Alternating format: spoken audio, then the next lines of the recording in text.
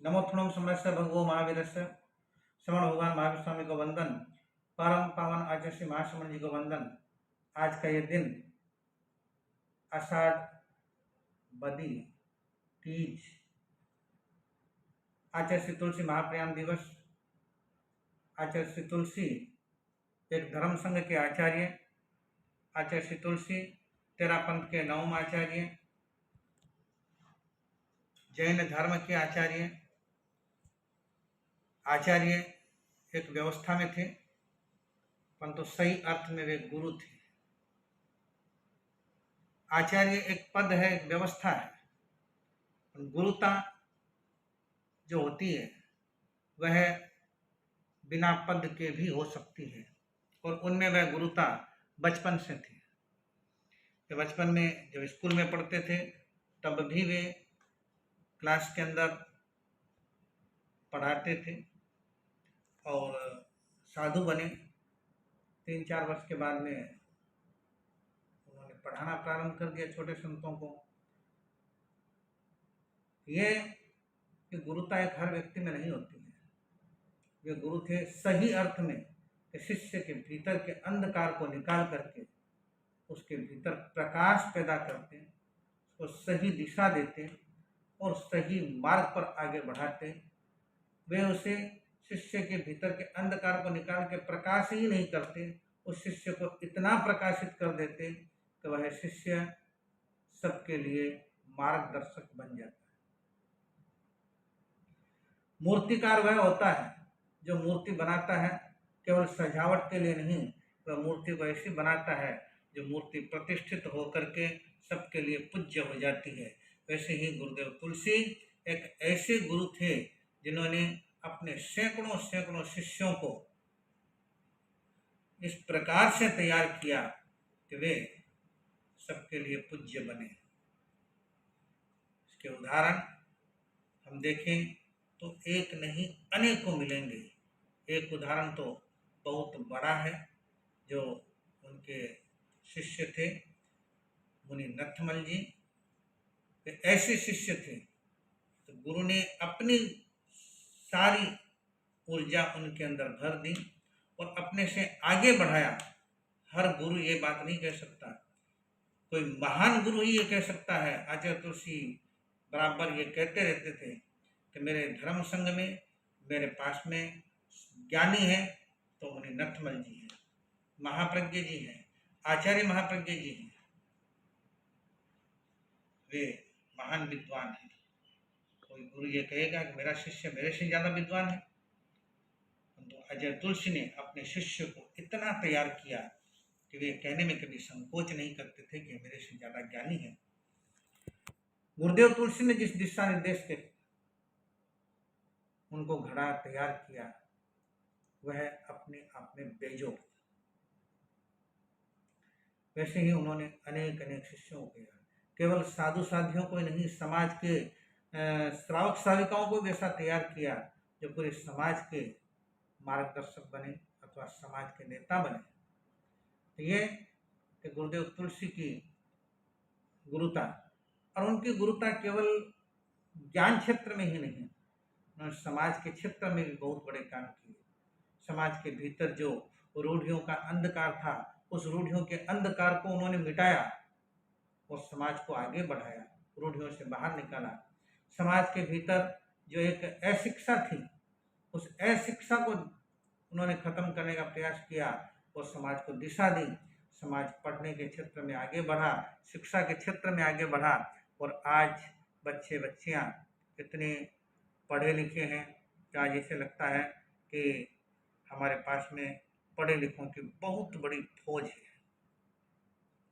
आर्थिक क्षेत्र में भी उन्होंने दिशा दी, उन्होंने दृष्टि दी कि भाई जो समाज में अगर आप जीते हो और आप केवल अपने लिए कमाते हो और अपने लिए करते हो तो आप खुद गर्ज हो, और आप अपने लिए भी कमाते हो और कुछ अर्थ आप अपने समाज के लिए भी लगाते हो तो आप समाज चिंतक हो। तो इस दृष्टि से लोगों ने सोचा और व्यवसायिक क्षेत्र में आगे बढ़े, तो आज संपन्नता जो समाज के अंदर है वह बेजोड़ है।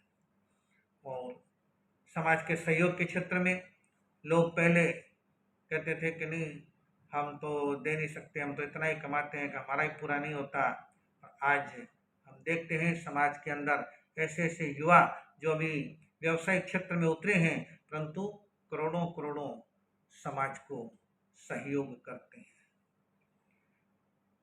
उन्होंने अध्यात्म के क्षेत्र में भी समाज को आगे बढ़ाया और समाज को अध्यात्ममय जीवन जीने के लिए उन्होंने प्रयोग दिए, ध्यान के प्रयोग दिए, अध्यात्म के प्रयोग दिए। तो वे प्रयोग समाज के अंदर बहुत ही उपयोगी हुए और समाज उन प्रयोगों का लाभ ले रहा है। उन्होंने धार्मिक क्षेत्र में एक चिंतन दिया कि धर्म परलोक सुधारने की कोई वस्तु नहीं है। यह वह गोली नहीं है कि एक गोली लो फिर दर्द ठीक हो जाएगा। नहीं, यह वह गोली नहीं है। ये धर्म है इस जीवन को सुधारने के लिए। जो धर्म इस जीवन को नहीं सुधार सकता वह अगला जन्म कभी नहीं सुधार सकता। आचार्य श्री तुलसी ने जो दृष्टि दी वह दृष्टि दी कि समाज सोचे कि हम धर्म किस लिए कर रहे हैं। धर्म हमारे इस जीवन को शांति में बनाने के लिए, इस जीवन को आदर्श बनाने के लिए है। ये जीवन अगर आदर्श बन गया, शांति में बन गया, सुख में बन गया, तो आगे का जन्म हमारा अपने आप सुखी हो जाएगा। धर्म और उन्होंने धर्म क्रांति की कि धार्मिक वह है जो धार्मिक के साथ में नैतिक हो। अनैतिक व्यक्ति धार्मिक हो ये कभी नहीं हो सकता।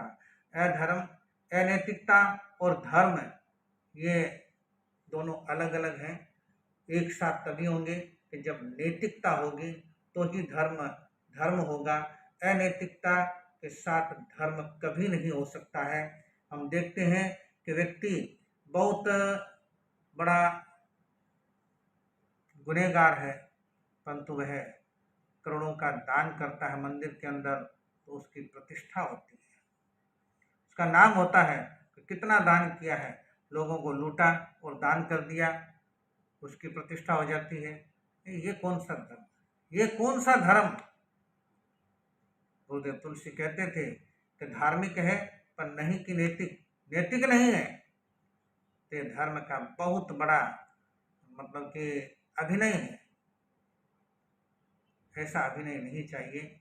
नैतिक बने, नैतिक व्यक्ति अपने आप धार्मिक होता है और अनैतिक धार्मिक कभी धर्म की प्रतिष्ठा नहीं कर सकता। इसलिए उन्होंने ये दृष्टि भी बहुत महत्वपूर्ण दी। उन्होंने कहा कि धर्म सबसे पहले मानवता धर्म है, फिर वैयक्तिक धर्म है। मानवता नहीं, हम मानव के साथ में तो द्वेष भाव रखते हैं, मानव के साथ में अस्पृश्य भाव रखते हैं, मानव के साथ में दुर्भावनापूर्ण व्यवहार करते हैं और फिर हम कहते हैं कि हम धार्मिक हैं। तो वह धार्मिक भी धार्मिक नहीं हो सकता। धर्म तो वही होगा जो सबके साथ मैत्री करे। तो गुरुदेव तुलसी ने जो दिया वह हम शब्दों में नहीं बांध सकते हैं। मैंने 2-3-4 बातें बताई। देखिए वे ऐसे संत थे, वे कहते थे कि सबसे पहले मैं संत हूँ। उनकी संतता ऐसी थी कि वे जहाँ कहीं भी खड़े हो जाते वहाँ बसंत खिल जाता। उनके चेहरे पर हरदम बसंत खिला रहता था और उनके चेहरे पर कभी किसी ने उदासी नहीं देखी। उनके चेहरे पर हरदम बसंत रहता था और जहाँ वे खड़े हो जाते वहाँ के चारों ओर लहरा उठती धरती और बसंत खिल जाता। कोई भी मौसम हो सदा बसंत खिला ही रहता था। तो ऐसे संत थे। ऐसे संत का आज के दिन महाप्रयाण हो जाना तेरापन धर्म संग ही नहीं, जैन धर्म ही नहीं, मानवता के लिए एक बहुत बड़ी क्षति थी। क्योंकि उन्होंने मानव मात्र के लिए अणुव्रत आंदोलन चला करके कहा मानव धर्म, अगर मानवता है, मानवीयता है तो वह धर्म है। मानवीयता नहीं है तो केवल क्रियाकांड कर्मकांड वह धर्म नहीं हो सकता, वह केवल दिखावे की प्रवृत्ति हो सकता है। तो आचार्य श्री तुलसी एक ऐसे महामानव, एक ऐसे महान गुरु, एक ऐसे महान आचार्य जिन्होंने तेरापंथ धर्म संघ को प्रतिष्ठित किया, जैन धर्म के अंदर प्रतिष्ठित किया और जैन धर्म को जन जन के बीच में प्रतिष्ठित किया। तो ऐसे आचार्य, ऐसे गुरु का चले जाना, आज के दिन चले जाना बहुत अखरता है।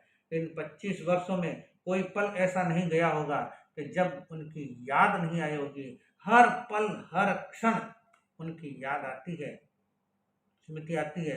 उन्होंने जो दिया है हम उसे आत्मसात करके आगे बढ़ाएं और उनके अवदानों को जन जन तक पहुंचाने के लिए तो हर व्यक्ति तैयार है, परंतु उनके अवदानों का उपयोग हम स्वयं करें। हम ध्यान की गहराई में जाएं, अध्यात्म की गहराई में उतरें और धर्म का पथ अपना करके लोगों को सही मार्गदर्शक बन करके लोगों को हम सही मार्गदर्शन करें। तो मैं समझता हूँ कि आचार्य तुलसी के प्रति एक सही श्रद्धांजलि होगी। मैं आज के इस महाप्रयाण दिवस पर, आज उनके महाप्रयाण को 25 वर्ष पूरे हो रहे हैं, इस रजत जयंती के अवसर पर मैं अपने भाव भरी श्रद्धांजलि अर्पित करता हूँ, अपने भावों के सुमन अर्पित करता हूँ कि वे